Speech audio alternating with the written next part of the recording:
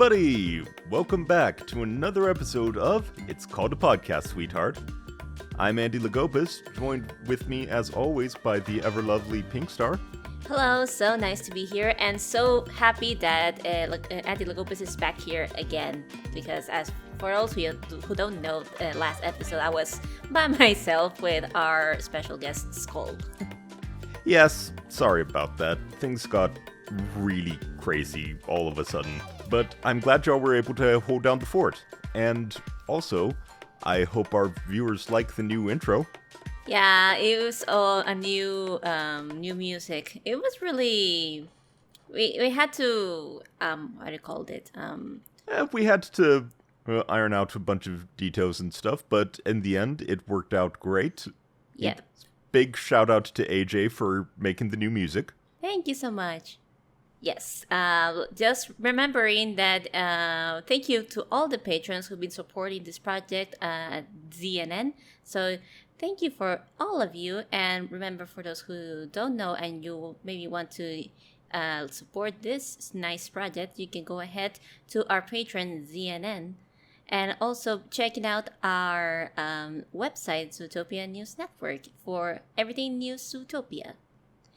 Yep, that's patreon.com/ZNN and ZootopiaNewsNetwork.com. And if we get to, say, $300 worth of patrons, I don't know, I'll adopt a puppy.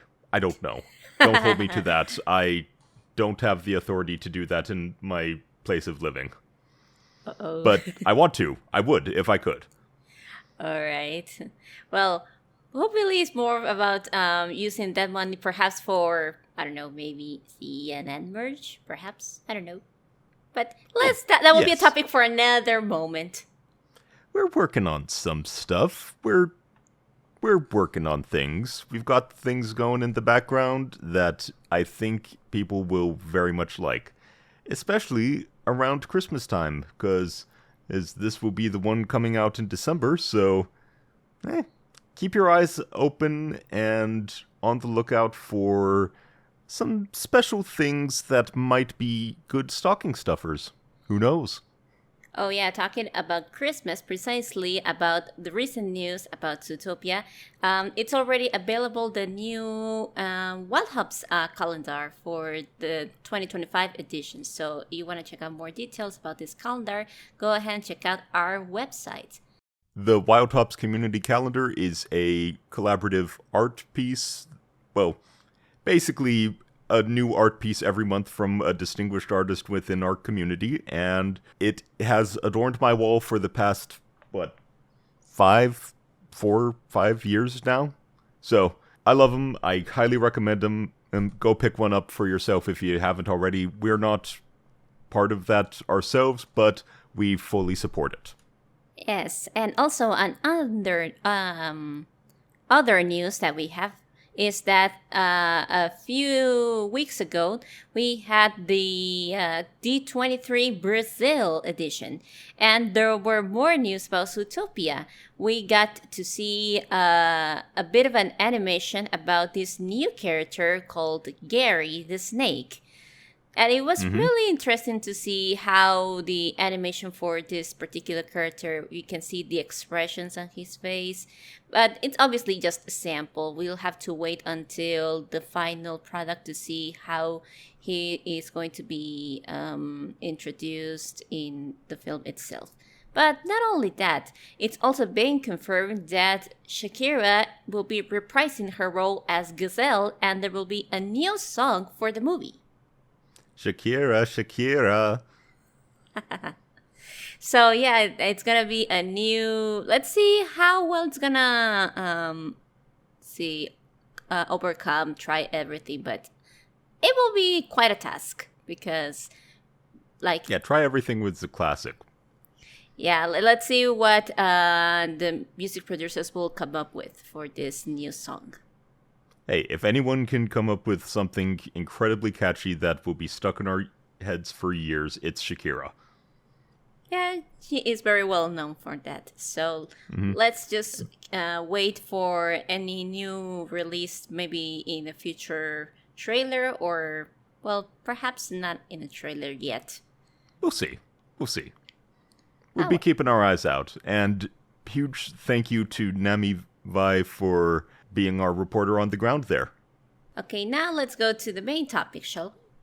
Yes, I'm very excited for this. So, as you all know, we've been trying to do some more special things for this podcast. We brought in Skoll to talk about his wonderful and unique collection.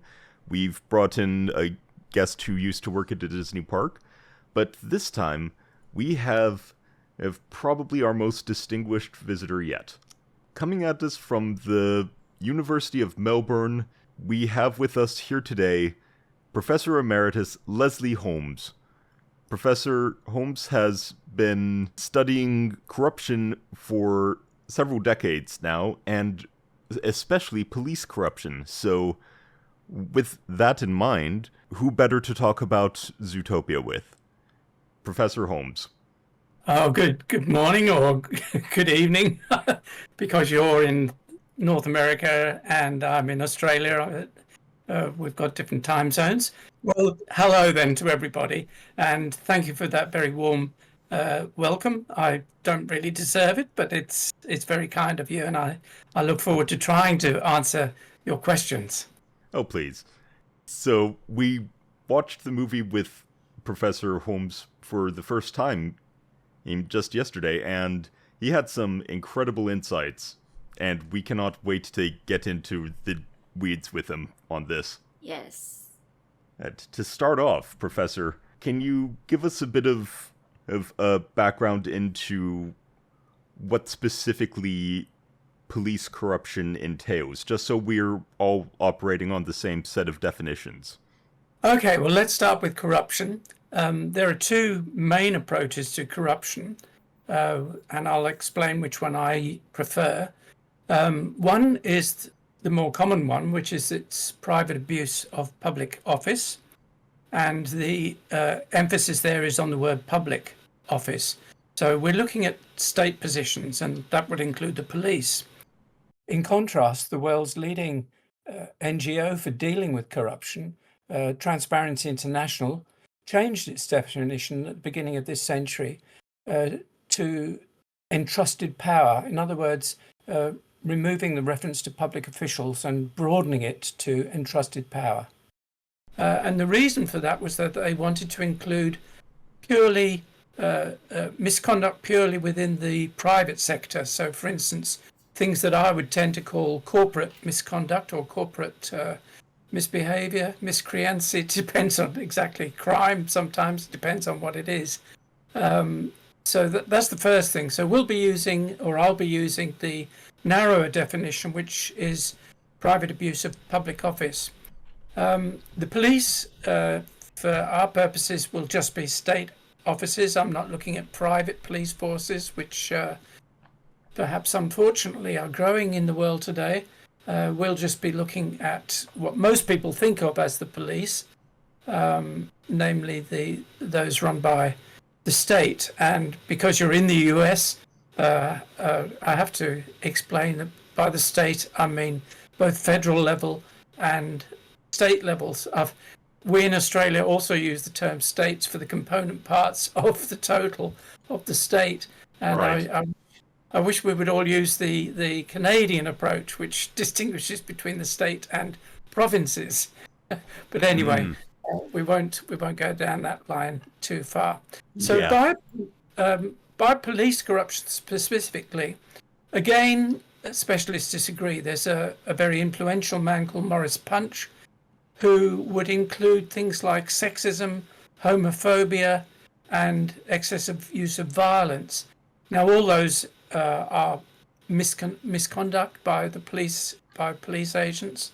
I myself prefer a somewhat narrow definition, and would distinguish between economic corruption, which is things like running protection rackets and so on, embezzlement, for instance, and social corruption, which is, for instance, promoting people that you know that are friends, or nepotism, which is promoting members of your family who aren't properly qualified for that job. That doesn't happen a lot in police forces around the world. It's far more the economic. But what I'm particularly interested in is collusion. And by collusion, I mean where police officers work not just with each other to break the law, but with organized crime groups. That's one of my major foci. All right. Okay, so now we've got some definitions set. Corruption, working for your own personal gain rather than for the public good, like you said. Let me just modify slightly or elaborate on something that I haven't yet touched on. And that is that in the late 1980s, a man called Delattre came up with a term, noble cause corruption. And this is usually applied only in the police or to the police, although in theory it could be applied elsewhere. But it was certainly devised specifically and in the first instance to refer to police. And this is where officers break the law or bend the law, depending on the particular situation, not for personal gain, but because they think that that's the right thing to do for society. Sometimes we all know that sometimes, to use a rather coarse but common expression, the law is an ass, or in some cases there isn't a law. And so, for instance, an example of this is something called testy lying. I doubt that most of your viewers would have come across this term, and it's not in many dictionaries. But testy lying is where police officers testify in court, but deliberately lie, not for any personal benefit, but so that they can, as they see it, ensure that a bad guy gets put behind bars. And lying under oath? And they're lying under oath, so that's why it's called testy lying, testifying and lying. So a quite common example is where the police are dealing with a drug dealer, someone who may be selling very heavy drugs, things that people are dying from. I know in the US you've got a particular problem with fentanyl at the moment. So you know that this guy is making a profit from things that certainly make people bad and do bad things. I mean, a lot of drugs make people more violent or make people more prone to commit crimes such as burglary and so on, but also they die. And unfortunately, you also know that this drug dealer threatens witnesses who might be able to put him or her, but it's mostly him, behind bars. And so they'll set up a scenario where they can arrest him and provide evidence. So, for instance, they'll be walking along the street. They know he's in the area. They've got some drugs on them. The police officers have some drugs on themselves. And they'll bump into him and pop the drugs into this drug dealer's pocket. They'll then arrest him. And, of course, he will be found to have had a significant amount of drugs which are enough for him to be accused of likely drug dealing. So that's noble cause corruption, where the police break or bend the rules knowingly, but not for personal benefit, but rather their personal interpretation of what is in society's interests. Huh. All right. Well, Wow. I don't know if it's too early. Now that you mentioned this example, I would like to question that. Well, now after watching the movie, how much does this term noble cause corruption could apply in the movie? Because, well, we know that at the beginning of the movie, Judy idolizes the idea of becoming a police officer because she wants to do it to help other people. As she says, want to make the world a better place? Exactly. And as we see through the movie, we see that she does many questionable actions so she can continue being employed as an officer under the threat of being fired. So Yeah. how much does it apply to be noble cause corruption? Because she wants to help others, but she also wants to stay employed. Yes, it's quite a complicated one, this one. The Zootopian scenario is an interesting one. It certainly, she does engage in a lot of what people would call noble cause corruption, climbing fences when she hasn't got a warrant, and so on and so forth.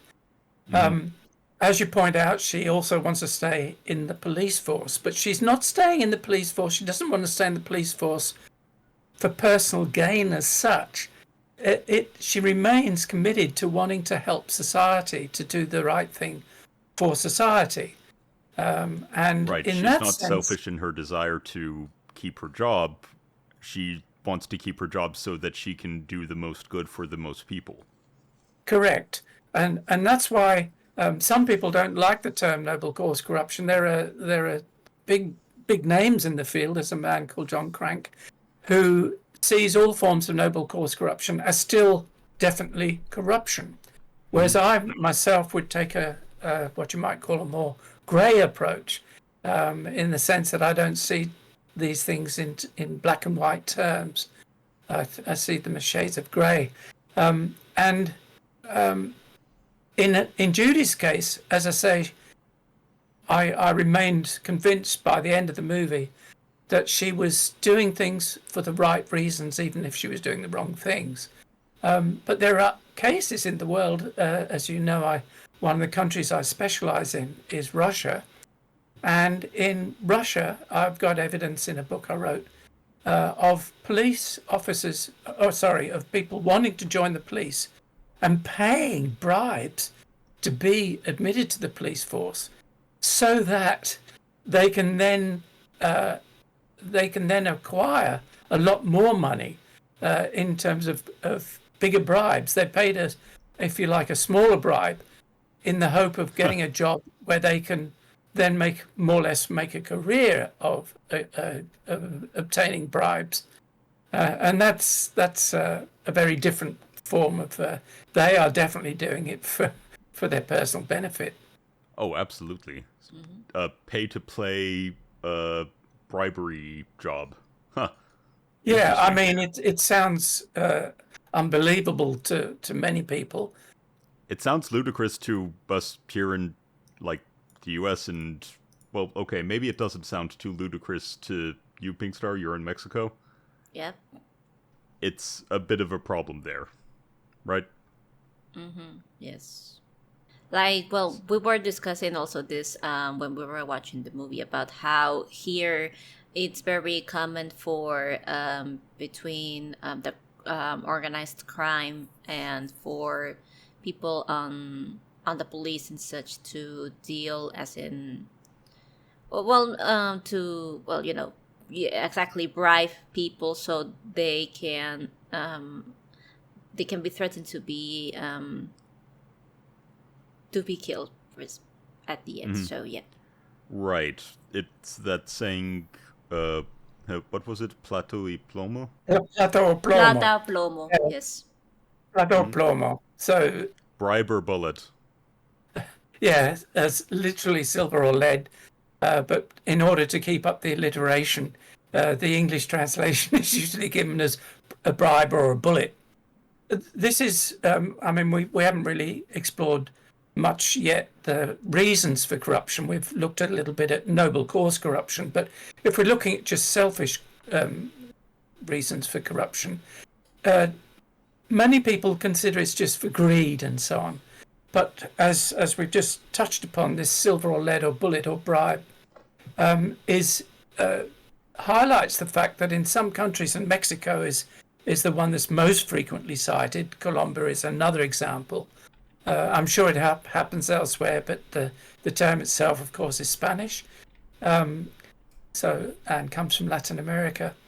But this is where the police officers themselves are threatened, or in many cases, an organized crime gang will threaten the family. I mean, via the police officer, and they'll do it in what I suppose, for want of a better term, you'd call subtle ways, although they're not so subtle. They'll talk to the police officer and say, "Oh, what a cute little girl you've got, and it's a great school she's going to, and We love watching the mothers pick them up every day at 3:00. What they're doing is The underlying threat. they're just saying, we know exactly who your children are. We know where they go, when they go, and so on and so forth. So you better play ball. And in this case, I think judges would still have to deal, if they find the police officer engaging in this, they would still have to charge them with corruption. But I think the way that they would be punished should be different, in my opinion, should be different from the way that police officers who are doing it purely and simply out of self-interest do it. Mm-hmm. Right. So that's some different types of corruption. And now let's talk a little bit about Zootopia itself, because oh boy, it was a pretty big component. So the question on people's minds that I think we'll have to get to at the end is just how corrupt is Judy Hopps? And I don't think that'll be a simple answer. No, it's not. Like you said, she engages in a lot of noble cause corruption, and she has a very ends justify the means attitude. Again, like through many examples in the film, So, looking over the list I wrote down yesterday of things she does, she basically forcibly recruits Nick by... what was it? Use of secret recording and possibly entrapment. Well, no, yesterday you said it was a sting operation specifically, yes? Yes, perhaps before you proceed, I'll explain the difference between entrapment and a sting operation. Right. A sting operation is where the police set up a scenario, but have very good reason for believing that someone is breaking the law. One of the examples I've given in one book I've written is of the Czech minister, a government minister, who was in charge of privatization, and the police suspected that he was engaging in corrupt activity, and so they set up a sting, but by which I mean that they arranged to meet him in a Chinese restaurant in Prague, and he I think from memory it was $500,000 they had in a briefcase, which he'd agreed to. He would agree that they obviously didn't, or perhaps that's not so obvious. They didn't let on that they were police. They were people who purported to be interested in buying one of the enterprises that was being privatized in the 1990s. The formerly communist countries all underwent a lot of privatization. Anyway, Right. so they'd agreed with him that they would bring this $500,000 to the restaurant, which they did. And once he'd taken the money, they arrested him. Now, his claim in court was that he knew that this was going to be problematic, but that he wanted concrete evidence that the people claiming to want to buy this enterprise, he wanted concrete evidence so that he could then present this to the police and make out that they were the bribe givers, so to speak. They were the ones who were doing the wrong thing. So basically he wanted to trap the police in their own trap? Exactly. Luckily, in my opinion, the judge didn't buy that, and he finished up doing time. But anyway, that's a sting operation. That's where law enforcement officers have a good reason to believe that someone is doing the wrong thing, and they set up a scenario to prove it. Entrapment's rather different. It's a much vaguer concept. Entrapment is where, and I think I mentioned this to you yesterday, I came across an example from Chicago of where the police left a truck on the street, parked on the street, unlocked. I mean, the doors were shut but not locked.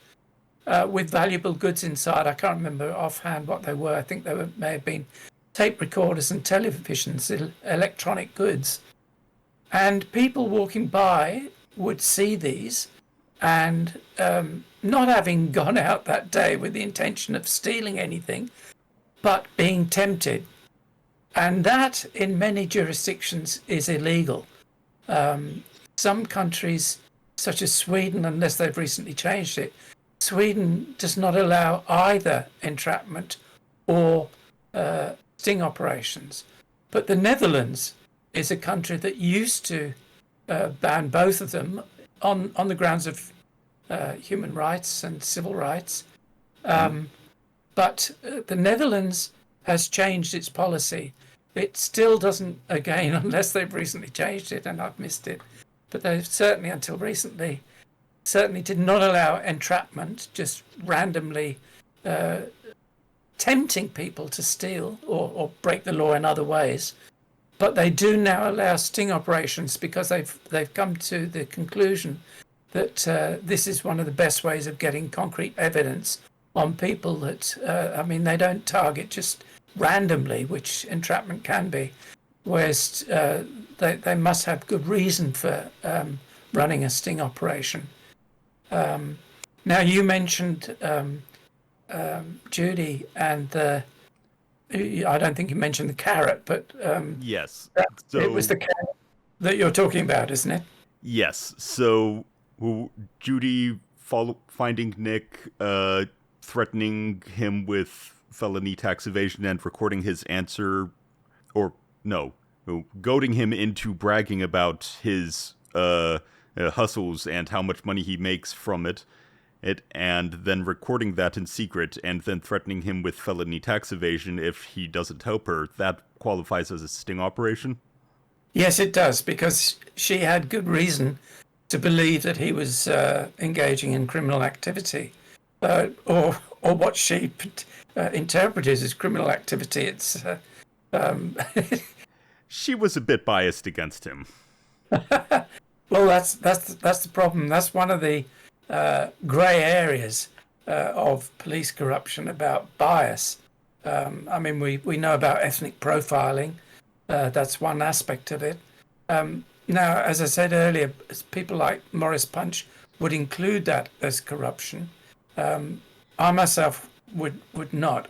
I'd call it police misconduct, but not actually corruption. But yeah, Judy using the carrot to tape record Nick was definitely an example of a sting operation.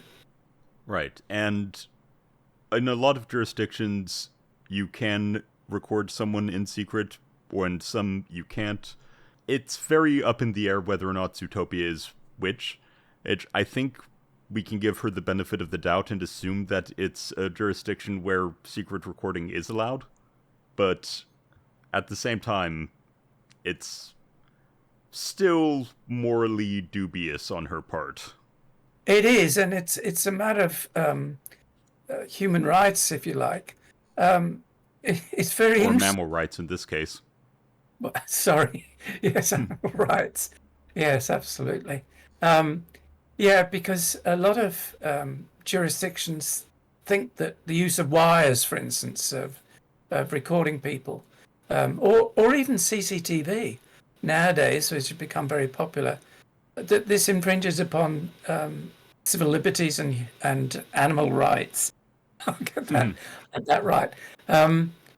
In Zootopia's case, yes.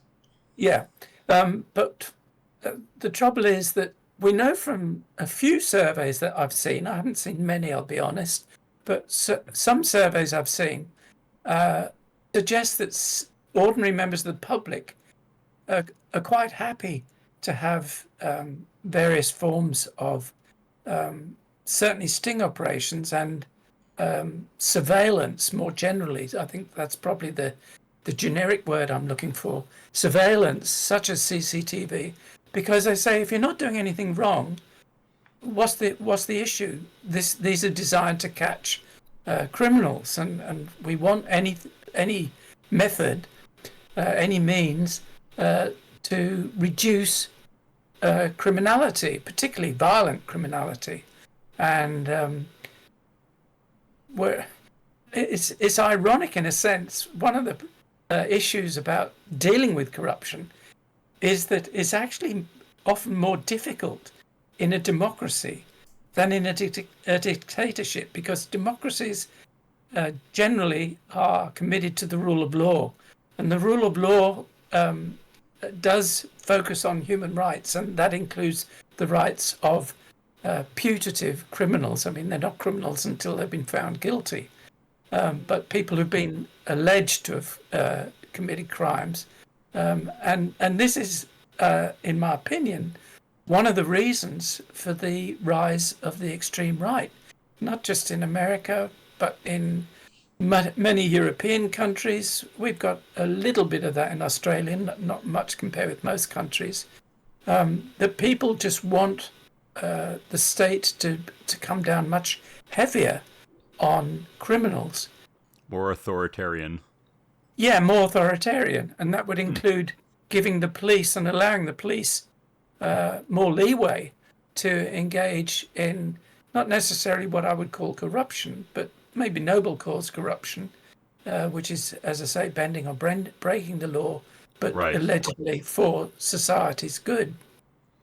Mm-hmm. Right. People love a good cop thriller, but they don't really question just how many laws get bent or broken to get to that epic climax.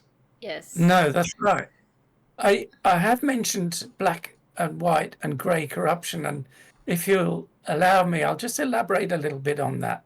The so-called granddaddy of comparative studies of corruption, and not theories of corruption, and not individual countries' corruption, but comparative, is a man called Arnold Heidenheimer. He died back in the early 2000s. And he came up with the notion of black, white, and grey corruption. And in order to understand what he was getting at, we need to think of two constituencies, elites and the general public. Now, in black corruption, the elites and the public agree this is wrong, this needs to be punished. In the case of white corruption, both the elites and the public say, well, technically, yeah, that is corruption, but it's trivial, or if it's not necessarily trivial, it's designed to help as many people as possible. So although technically we agree it should be called corruption, we don't believe in major penalties, major punishments for this. And then there's grey corruption, and towards the end of his life, he changed the term grey to polychromatic. And those of your viewers who into language and know the exact meaning of words, poly meaning many, and chromatic meaning colour. So many shades of grey, and this was his way of recognising that there are all sorts of ways in which the police and public officials generally can engage in corruption, some more serious, some less serious. So that's the shades of grey of corruption. It is often a very complicated issue. So Judy using the pen to trick Nick into climbing the fence and using that as an excuse to break and enter, that's more of a darker grey, whereas her recruiting him in the first place would be probably a bit more of a lighter grey. Yeah, I personally wouldn't even see climbing the fence as a particularly dark grey, because again they've got good reason for doing it. But I can see that that's open to discussion, and I certainly see your other one as a lighter grey. Yeah. Okay, and well, now mentioning about previously we were mentioning about organized crime, and here then when Mr. Big was introduced in the movie, considering that he has been a crime boss for years for what we know, because well they mentioned that he obviously that Mr. Big doesn't like him, so we can see there's a story behind about them. So what will be here about that? Apparently, he's untouched because, well, if he continues being a crime boss and no police officer in Zootopia has arrested him yet, and technically here at first Judy threatened him about the missing mammal, Mr. Otterton, until And then he straight up threatens her life. Yep, exactly. And at the end, because he learned that she saved his daughter's life, now he decides to, as he says it, pay it forward. And now she has an alliance with the biggest crime boss, one of the biggest crime boss in Zootopia. So, yeah. What about Yeah, that? I mean, was that a question? Sorry, or just a comment? Yeah. A question as in, how come that is how realistic it is something a scenario like that police officers are known about organized crime or one of these crazy crime bosses and they don't have a way to bring them down to the law. They can't arrest them. Yeah, this is a big problem in many countries, and particularly if you've got political elites running, essentially telling the police what they can and can't do. This is where I mentioned earlier the rule of law. All too often, the rule of law itself is treated as a grey area, exactly what that is meant. But all too often, elites, and this came over in Zootopia, elites themselves are highly corrupt. I mean, we've been focusing on police corruption, but when I started about definitions, I made it clear that it was about any public official. It could be a minister, it could be a mayor. Or an assistant mayor. Or an assistant mayor, yeah, as in Bellwether. Yeah, and all too often these corrupt non-police, these corrupt officers of the state, but who are not police officers, have some control over the police. Right, as we saw when Bellwether showed up at the ZPD, and Chief Bogo immediately was like, Assistant Mayor Bellwether! Yes. Let's not tell the mayor? Oh, no. Okay, I guess I'll have to do what you say, essentially. Exactly. Sort of a form of sycophancy, being a yes person. Not something you'd normally expect from someone as intimidating as Chief Bogo. No, he. She really has him cowed. Yeah, he was pretty scary. But let's not forget that the police are funded by political decision makers, and if they are considered to be getting in the way, again, I'll go back to Russia, and the Russian system is sometimes described nowadays as a kleptocracy. In other words, it's ruled by thieves. The police, they've got a concept in Russia called, which we translate as raiding, but it's not corporate raiding in the sense that we know it in the West. I mean, the term, as far as I know, originates from Wall Street, but capitalist corporate raiding is generally legal. Yeah, a hostile takeover. Yeah, some might question the morality of it, but it's legal. Yeah. Whereas raiding in Russia is where a company is doing well, is profitable, and either the police themselves or a politician or a group of politicians want ownership of this company. So they will tell the police, or the police will do it on their own, off their own bat, get something on this company. And they'll go and they'll come up with all sorts of nonsensical but powerful reasons. You know, you're not complying with this regulation or that regulation, and will accuse them of all sorts of things of which normally they're not guilty. But a judge will then be bribed to find them guilty and will fine them so much that they basically are going to go bankrupt. And so they will sell them. With Google recently, where Russian judges are fining them 1,000 rubles a day times 2 every week that they don't let the Russian YouTube channels back on, and now it's something in the absurd like $2 decillion worth because it doubles every single week. Yeah.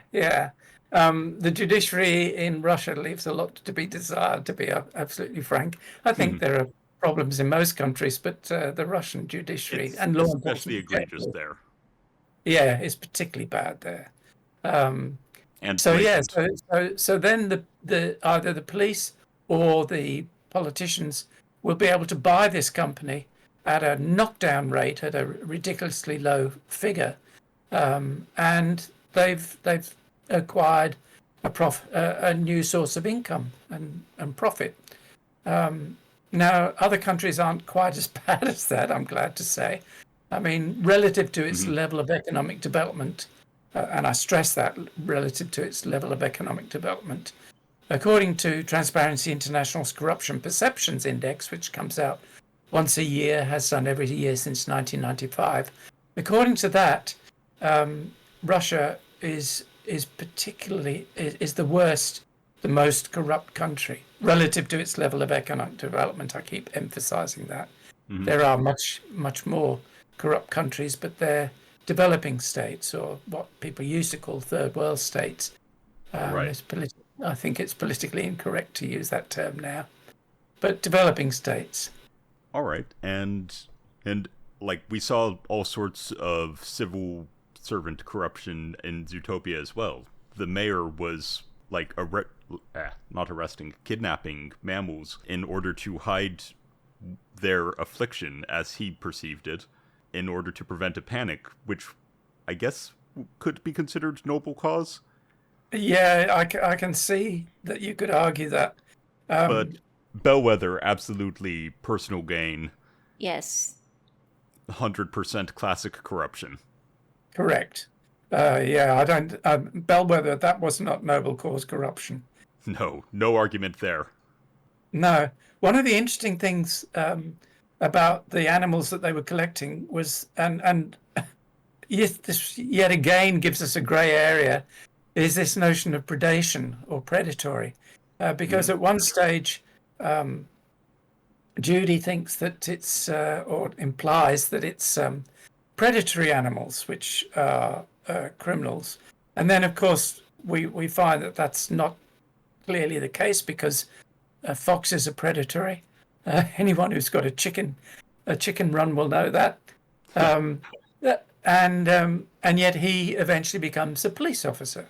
So this whole notion of predatory itself is open to grey interpretations, if you like. And it's not even a matter of criminality in this case. She thought that there was some sort of genetic predisposition to go insane and attack people at one point. And she was proven wrong, and she realized her mistake and owned up to it, but oh boy. Yeah, I don't want to get too much into theories of corruption, but what you've said just touches on one. One of the more problematic ones. Yeah, I keep mentioning differences amongst specialists. And one of them is about whether you are born somehow or other genetically oriented towards crime or not. Most criminologists do not accept that. Most criminologists accept that it's social conditions, the way other people treat you, and so on and so forth. I think I mentioned to you yesterday that I'd like to just touch on labeling theory. Yes. Because this is interesting and can imply in police corruption as well as corruption generally and criminality generally. Yeah, you were talking about that with the scene where Nick reviewed his backstory to Judy and how, as a child, he was basically labeled as untrustworthy, and he basically adopted the idea that if the world's just going to see me as a sly, untrustworthy fox, there's nothing else I can be. Absolutely, well done. Mm-hmm. Yeah, that's exactly right. Now, when I teach criminology and theories of crime, I ask students, does anyone know what labeling theory is? And the most common answer I get, which makes perfect sense, but is wrong, is, oh, well, one person's terrorist is another person's freedom fighter.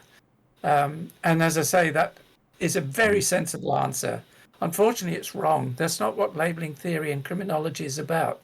Labeling theory, as you've just very neatly summarized it by reference to Nick, says that if you, for instance, if a young person is caught engaging in a relatively minor crime, I have to emphasize that, a relatively minor crime. Or in his case, no crime at all, other than being a fox. Yeah, it could be, for instance, in terms of ethnic profiling, where you've done nothing wrong. But Right. let's say you have got a youngster that's done something wrong, but not terribly wrong. Shoplifting, but there was no violence involved. You haven't gone round with a machete, or we had an example on the news here in Melbourne this morning of two teenagers that used swords, very long swords. Now that is not that is not the kind of crime I'm talking about. I'm talking about, What is this? What is this? The 1650s? Going around robbing people at sword point? yeah, well, sometimes one wonders if one's going backwards. But anyway, but this young person turns up in court, and they start using a lot of negative terms like delinquent, hooligan, and criminal. And according to one version of labeling theory, I'm not going to bore your viewers with too much detail of this, but one version of this, once you've started labeling a person with such negative terms, rather than trying to get them back on the straight and narrow, they're likely to, it becomes a self-fulfilling prophecy, exactly as Nick was, although in his case he came good. He eventually becomes a police officer. Through the intervention and friendship of Judy Hopps, who saw the good in him and tried to undo all that. Yeah, exactly. But it takes someone to see the good, or the possibility of good. It doesn't always work, but at least letting people have a second chance is considered by many criminologists a better way than locking them up, or in some way penalizing them in a serious way. For instance, putting them in a prison, or it depends how old they are, a youth detention centre, where they might actually learn more bad habits and more bad methods from other really bad people that they're locked up with. That makes sense.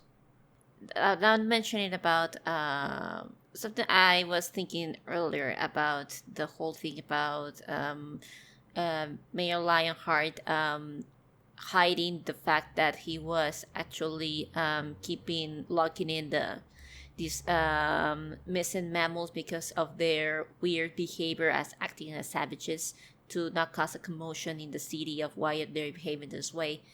And precisely when we were watching the movie, at the end we were thinking about how at the end how Bellwether's whole scheming eventually gave her what she wanted in a way, because she became mayor. But the thing is that how did she plan all this along about how she was going to frame Lionheart so he could Basically entrap him. entrapping him so she could become mayor and take him out of the picture? Because, well, if we think about it, well, she willingly helped Judy with the CCTV recording so she can find out what happened to Mr. Monches when he became savage. And so That ties into the Bellwether conspiracy, which is a topic that we might have to come back to for another podcast or a whole separate video, because I have been analyzing this for years. So all the tiny details and the gang that's backing her and everything. Yeah, there's a lot to get into there, and I don't know if we've got time to get into that tonight. No, it sounds like you need a separate session with some specialist on conspiracy theories, Oh boy. which is a whole other area. I mean, it's yeah. linked, but it's an area in its own right. Mm-hmm. All right. Oh, right. So, getting back to the topic of what Judy has done, that might be considered, if not corruption, skirting the borders of it. Yeah. Several shades of gray, perhaps. Even from the very beginning, we see her first assignment being traffic duty, and she is very overzealous in her parking duty, her meter mating, whatever it's called. Yeah. Yeah, and it's interesting that there's been again research done, including by myself, asking police officers why they engage in corruption. And one of the factors, I mean, there's umpteen, there's loads of them, but one of them is arrest quotas. I mean, she's not arresting people, she's giving them fines, but it's same sort Still of has a quota. approach. Yeah, it's in the same direction. So this whole notion of quotas, where they will frame people she doesn't, as far as I can see, but as you mentioned, you used the word zealotry, and I think she is overzealous. I mean, people are not given any time at all. Once the meter is ticked over, they're not given any time at all to move their cars on. And that is she hears it and she's off. Yeah, exactly. And that I would see, I'm not sure I would call that corruption, but I certainly see that as bad policing, because one of the things about crime generally is that the public needs to trust the police, and the public needs to almost like the police, if you like. I don't know what other simple word I should use. They should at least feel comfortable seeing a police officer. Exactly. And if the police are overzealous on essentially rather minor issues, such as overstaying a parking meter, you're going to get the public offside. And crime rates go up then, because let's not forget that the police need the public as sources of information. A lot of crimes would never get solved without the public both giving information and acting as witnesses. And as I say, if the police are overzealous, it's not necessarily corruption, although I've said that the quotas has been cited by police officers themselves as one of the reasons for them doing the wrong thing. That is not a good move, because, as I say, an alienation between the public and the police is bad for everybody. And there's also other times in Zootopia we see police misconduct, even though it might not be full corruption. Like when Judy tried showing him Montes and he reneged on his deal and dismissed Nick as a witness because of prejudice, that's misconduct then. It's what I would call misconduct, but as I said earlier, Morris Punch would see that as a particular kind of corruption. So, unfortunately, as often happens... Well, you're the expert we have here, so we'll go with your definition. I would see it as misconduct, not actually corruption. Okay. Whereas Judy colluding with Mr. Big... Yeah. Definitely corruption. That's wrong. Yeah, that's good. That's the collusion version of corruption, or that type of corruption. Yeah, collusion is one of the most dangerous forms. Again, there have been examples of the police colluding with drug dealers, colluding with human traffickers. That's a very serious form, and even. Although this tends to be more the military, which is beyond our remit today, but I'll just briefly bring it in. During the 1990s, there were suggestions that the military was colluding with organized crime in Russia to smuggle nuclear materials. suitable for nuclear bombs. Oh, wow. There are certainly records, official records of how much this happened. It's a matter of where it went to. It seems that most of the nuclear material went to states rather than to terrorists. And I think by now, we're well beyond the 1990s.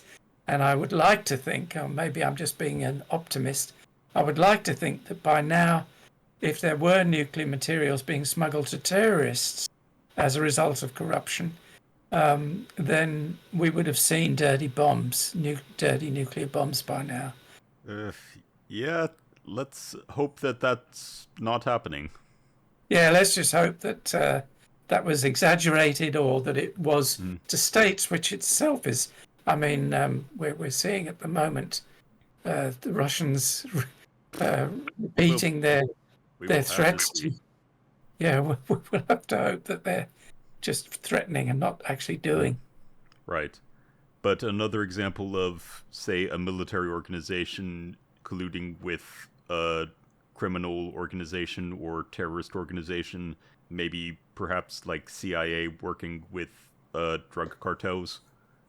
Yeah, and there's plenty of hard evidence of that. Oh yeah, they've fully admitted to that. Yeah. And again, it's a matter of this noble cause, whether you think it's because what I haven't talked about today, and I'll just briefly mention, is a distinction many analysts draw between individual corrupt officers, who are usually called rotten apples, a group such as a particular police station or a particular vice squad, and that's a rotten barrel. And an entire police force that's rotten. I mean, not necessarily every officer, but that from the top down, it permeates, and that's usually called a rotten orchard. I love the metaphor. Yeah, your rotten apples, your rotten barrels, and your rotten orchards. Yeah, it's one of those phrases that everyone kind of forgets the second half of the saying, where it's like one bad apple spoils the bunch. Yeah. Well, that certainly seems to be the case in some cases of police corruption. Mm-hmm. Thankfully, not the ZPD. Or is it? Well, you've been studying it for much, much longer than I have, and you've got better answers than I have on that one. Yeah. Well, there definitely are some officers that are on Bellwether's payroll, as we see at the end of the movie when she uses them to capture Nick and Judy. And I guess that kind of goes into the end of the movie. So there's the whole press conference scene, which goes disastrously. Yeah, for Judy, certainly. Yeah, for Judy, certainly. It goes perfectly for Bellwether and her goals. Again, getting into that conspiracy theory. But it has been stated that the reporter that asked, so predators are the only ones going savage, a very leading question, was Doug, the ram that we see later on in the drug lab. There was that, but then Judy saw the fallout of the actions and she turned in her badge rather than continuing to work with Bellwether and Bogo and the ZPD. Because she felt so guilty about what happened. And let's not forget that they wanted to use her as propaganda for this, apparently, according to them, a safety for the city, because according to Bellwether, they see Judy as a hero. Yeah, that's a very, very interesting but difficult question to answer. Mm-hmm. Yeah, what do you think she should have done in that case? I think yesterday you mentioned that you would have preferred her to stay in and change it from the inside. Exactly. I personally, I mean, it depends on perception, whether she perceives there's any possibility at all of cleaning up the system from the inside. And yesterday, I rather maybe hastily assumed she should stay and try and fight. Today, I'm back with my shades of grey, not 50, but shades of grey, shades of grey in corruption. That if the problem seems so severe I mean, what we haven't talked about is how you overcome it. And maybe she should have thought of trying to establish an independent agency for cleaning up both police corruption and the local government corruption. Well, there are many fanfics where, at that point in the movie, she separates and forms a private investigation agency. Yeah, and one of the problems, a lot of police agencies around the world, the agency that, a lot of police organizations, I should say, the agencies that are supposed to look into corruption and other forms of misconduct are actually run by the police themselves, sometimes by the local branch and such. Yeah, and this is ridiculous. What's generally considered to be the gold standard, if you like, of anti-corruption offices, not officers, is Singapore's corrupt practices investigation bureau. So I'm so used to using the acronym or the initialism CPIB. To think exactly what it stood for. But anyway, that's the world's oldest anti-corruption agency. It was established when Singapore was still under British rule. So back in 1952. That and the Hong Kong one are considered to be amongst the world's leading anti-corruption agencies, including oversight of the police. And one of the key features of the CPIB is that it's entirely independent.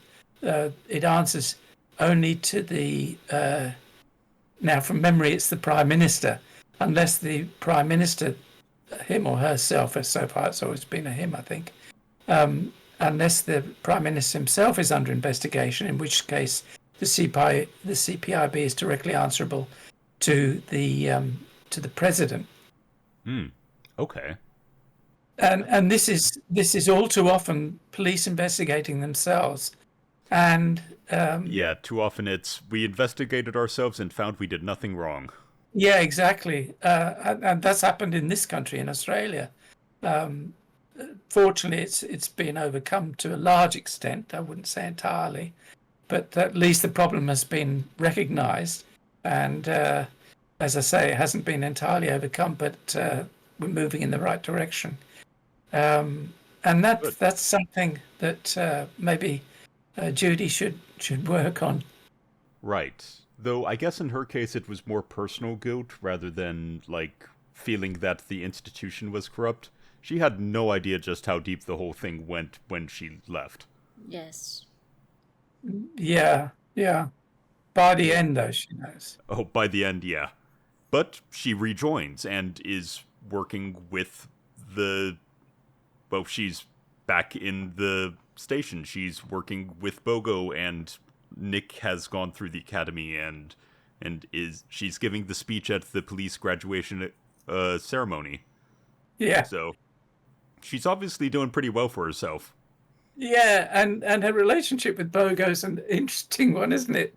But it just shows that prejudice can be overcome if you respect someone, and eventually he comes to realise just what a good police officer she is and respects her. Right. So we haven't got gender problem, we haven't got machismo problem. That all disappears, and that's how it should be. Yeah, as soon as he hears she got all the missing mammals that they'd been working on for weeks, yeah, his whole tune changes. Yeah, and it's good so that Nick is not the only one who changes by the end for the better. Bogo does as well. Yes. I think that's part of the point of the movie. Nobody is exactly what they seem at first glance. And bad guys can become good guys. Right, and good guys could be bad guys. Yes. And all too often are. Mm-hmm. The slowest of sloths can be a speedster. Exactly. I loved the sloths. They were amazing, and they're amazing. But unfortunately, they were also very. Obviously, in an extreme form. Most of us can recognise those people. Yeah. The bureaucrats who hold things up. At one stage, I was teaching summer school every year in what some say is the world's oldest continuously operating university. It's certainly the oldest in Europe, and that's the University of Bologna.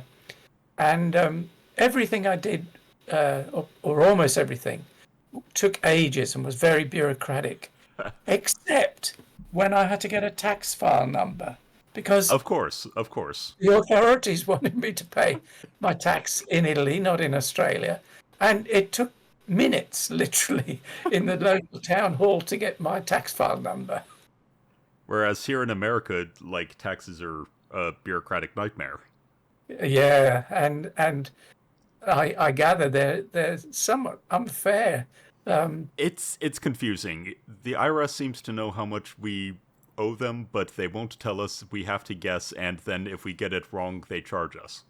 It's weird. That's awful. Good Lord. Yeah, We have we do tax returns. we do too. I go Yes. I go through a tax agent mainly because I get income in various currencies, and I get very confused with that.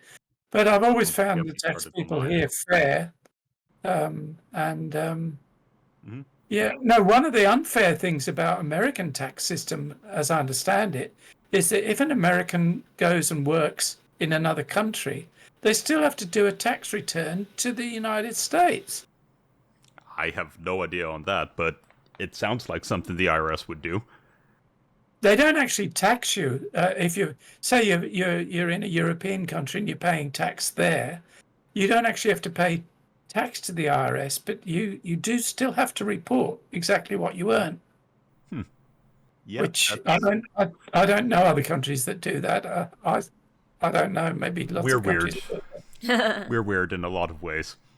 Going back a little bit to Bogo, what did you think of how Bogo treated Judy throughout the film? Like, we said his tone completely shifted when she caught all the, found all the missing mammals, but before that, he was very unfair to her, especially after, when she was first introduced to him, because she was a political appointment by the mayor, and then when she caught Weaselton, he was very unfair to her there as well. What did you think about all that? I think that's a lot of the gender profiling that a lot of police in many countries engage in. Honestly, I'm not sure if it's gender-based in this case so much as it's size-based, because there we see several female officers in the ZPD that he seems to respect, but, like, he looks down on her literally because he's looking down on her. He underestimated her. Yeah. Yeah, he certainly did underestimate her. You know the movie so much better than I do, and I didn't pick up on the fact that there were plenty of well-respected female officers in. Well, it's literally the elephant in the room. Oh, of course, yeah, yeah. Now that you mention it, I recall that. I have to be honest and with some embarrassment, confess that yesterday was the first time I'd seen Zootopia. It's totally fine. Yeah, I've known people who haven't watched it yet. Better late than never. Yes. Yeah. Well, maybe you can incorporate it into some of your lessons. Yeah. I find it a very interesting movie, and we could go on forever, but Yeah. neither of us can. But it does raise all sorts of interesting questions about corruption generally, the police corruption specifically, and all sorts of moral and human rights issues that I would be the first to admit I'd need to see it several times to pick up all the nuances. Right. It's a clever film. It's a clever film.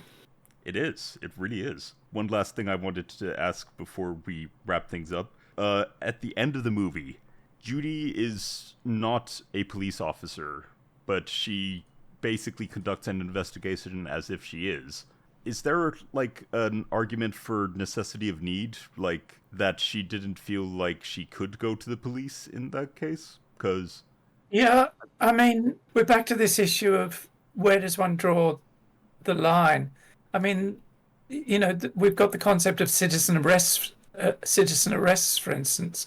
There are times when the police can't be everywhere and can't do everything, and in any case, if they're corrupt, what are you going to do? So there are times when citizens, can and should take more responsibility for law enforcement, in my opinion. That's a somewhat contentious issue, but that's my view. Yeah, that's a good way of putting it. I was trying to think of, yeah, sorry, brain just... It happens. Yeah, it happens to me all the time. Don't worry. Yeah. Then one other thing you mentioned yesterday that I think is especially appropriate for a discussion of Zootopia was the concept of grass eaters versus meat eaters in terms of corruption, because that comes up several times in one of your books. Yeah, and the meat eaters directly translates into predatory behavior, and we've got the concept of predators in the movie. Yeah, this is a term that again has been used, as far as I know, for the first time in corruption studies. And grass eaters are, if we'll just focus on police officers. So grass eaters are officers who will, for instance, accept a bribe. You're stopped for speeding, you're asked for your driving license, and you pass it over with a $50 note underneath. And the officer sees that, and of course, if they're not corrupt at all, will charge you not only for speeding but for offering her a bribe. But instead, they take the bribe and say, "On your way, mate," or buddy, I suppose, in your country. "On your way, mate, and don't let me catch you speeding again." But pockets the $50. So that's grass eating. Yeah, it's not systematically doing it. It's not stopping people who are actually not breaking any speeding or any other driving rules, but claims you are. And that's more predatory. And of course, it goes up the line. There's far more serious examples of predatory. I mentioned earlier about how some police officers pay to get the job as a police officer in order to be able to extract bribes. But there's another version, or a variant on this, if you like, which I first came across in an American context, where police officers, people who are already police officers, will pay a senior police officer to give them a particular beat, a particular area to police, because they know there are drug dealers in that area, and they can extract a regular bribe or a regular sum from that person. That is definitely meat eating. That's predatory. Wow, I hadn't heard of that before. Yeah, no, it's. I think it's in my book somewhere, or it's in something I've written. Unfortunately, I published probably too much, and I can't even remember where I myself have put things. No worries. Someone last week, a Cambridge, I was very flattered. A Cambridge academic asked me if I was the one who'd coined a particular term. It's not relating to corruption, it's relating to the collapse of communist systems. And it was my term. And I told him, to my knowledge, the first time I mentioned this was in a 1993 book I'd published. But anyway, so the meat eaters are the predatory police officers who, I've just given you a concrete example, where they will pay a bribe to a senior officer to make sure they get given a particular beat. You use the term beat, don't you? And yeah, a certain patrol, a certain area, something like that. Okay, a particular patrol area, so that they've got a regular source of additional income. That's predatory. And as I say, the first example where the police officer did stop you because you really were breaking the law, you really were speeding, and hasn't even hinted that he or she would like a bribe, but will accept it when offered it. Mm-hmm. That's grass eating.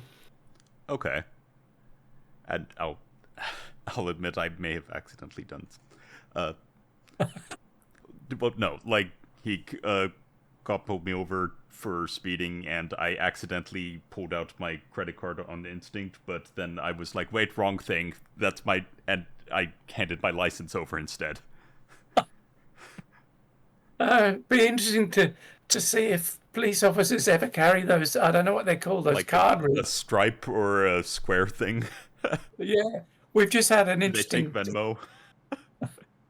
This week, one of the big topics on Australian news has been about the government insisting that shops or most kinds of retail outlets be told they must accept cash.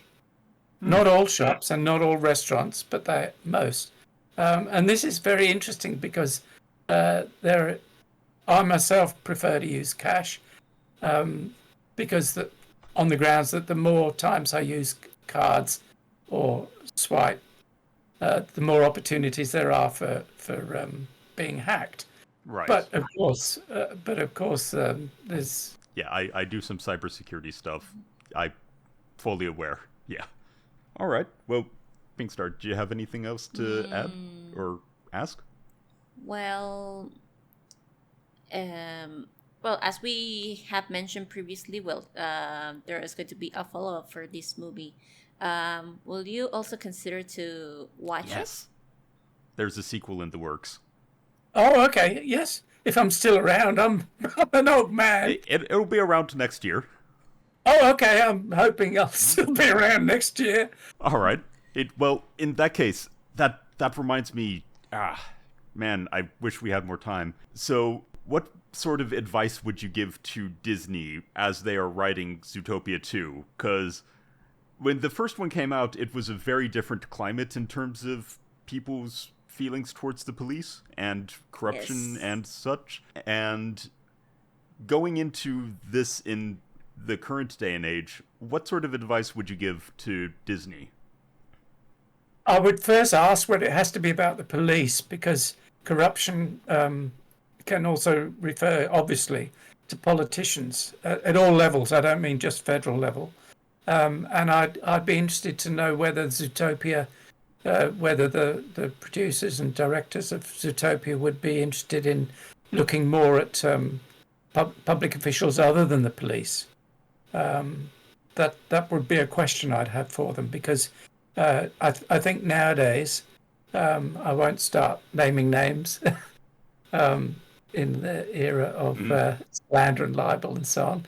But there's so many questions about nepotism, about cronyism, and whether you could make a movie that brought out the grey areas again regarding what is proper in terms of appointments in the political sphere. But as I say, I mean, do you know? Does it have to be about the police again? Well, it does star Nick and Judy, who are still police officers. They're undercover this time, apparently. Oh, okay. No, undercover. Yeah, well, then you're going to have all sorts of interesting questions about, which I touched on today, about human or animal rights, civil liberties, maybe, because undercover work has, I mean, and also the dangers to this, so that there could be, I don't know if... All we know right now is that they are in pursuit of a snake. Oh, that was the reference to snake earlier. Yeah. Yes. That Pink Star mentioned earlier. I would. One of the things I'd look at is there was, I think his name was Kiki or something, who was murdered by a Latin American drug gang, because he was working undercover, and they found out that he was working undercover for your drug administration, and they tortured him over about 3 days. Eventually, he died. Ooh, Again, I've mentioned the case the in DEA. The DEA. That's the one. Yeah, the DEA, Drug Enforcement Agency, isn't it? Yeah. So I would like to bring that side, because I'm a great believer that most police are good people, and we have to admit we need them. And Yeah, we definitely need good cops. yeah, exactly. Good cops. We don't need bad cops, but we do need good cops. And these kinds of dangers, a lot of people don't realize that being undercover, they'll focus on the human or animal rights side of it, but not realize that police officers themselves can be in serious danger when they're doing that job. So that's something I'd like to bring out in the new version of Zootopia. Okay. Excellent. And last thing, scale of 1 to 10. How do you think Judy did in terms of being a good police officer versus being a corrupt one? 10 being like, oh my goodness, lock her away, and 1 being, she did nothing wrong. I'd say probably 2 or 3. Okay. Pretty low, actually. Yeah, that's pretty low. I think she did well overall, Good. and she pretty much did it for the right reasons, but sometimes the methods were not the best. Mm-hmm. All right. As Lionheart says, case of doing the wrong thing for the right reason. Exactly. Mhm. Exactly. And he's another one where we could go on, but we've been recording for about an hour and a half now. Again, thank you so much for coming on to his show, Professor. It's been such a treat speaking with you and watching the movie with you and hearing your opinions and takes and learning about this topic from you. Thank you again so much for taking the time to speak with us. Well, thank you for inviting me and for introducing me to Zootopia, which, as I say, is a really interesting, subtle movie. It's brilliant. I mean, I've heard that some police stations are using it in their training. Oh, really? I didn't know that. Yeah. I can see the reasons, because it raises all sorts of questions that people don't think about, but which are important. Hey, maybe you could do like a whole special lecture series on it or something. I don't know. There's See. definitely enough material there. Oh, for sure. Well, thank you very much again for inviting me, and good luck with your with the other podcasts and with the second version of Zootopia, or the second issue. The sequel. Sequel, that's the word I'm looking for. Mm-hmm. Okay. Right. Thank you. Thank you again. And again, thank you to all of our patrons who support us on patreon.com/ZNN. This podcast wouldn't be possible without you, and yeah. Anything else to add before we go?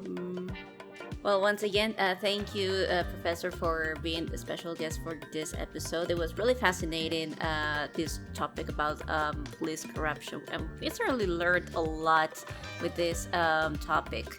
Hopefully, our listeners also learned a bit more about this. Thank you so much. Thank you. I know I've learned a lot. So, until next time, boom.